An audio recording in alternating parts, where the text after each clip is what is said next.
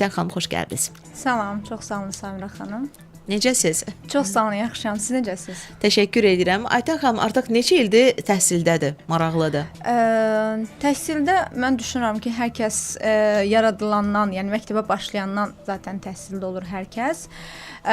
Biz bu sistemi nə zaman yaratdıq? Bu sistem ərsəyə 2018-dən başladı ərsəyə gətirilməyə və biz aktiv olaraq 2021-dən də kurslarla fəaliyyətə başlamışıq.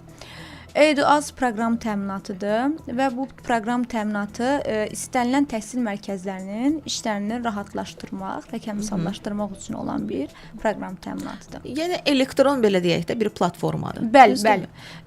Belə izah edeyim sizə, EduAz təhsil müəssisələrinin, yəni kursların, uşaq bağçalarının, abituriyent kursu olsun, istər psixologiya mərkəzləri olsun, istənilən kursların idarə edilməsi üçün olan bir proqram təminatıdır.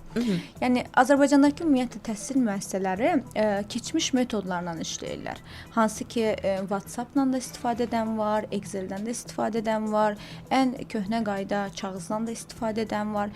Biz düşünürük ki, bu proqram təminatı sizin işlərinizi xeylisini, 70-80%-ni proqram təminatı vasitəsilə rahatlaşdıra bilər.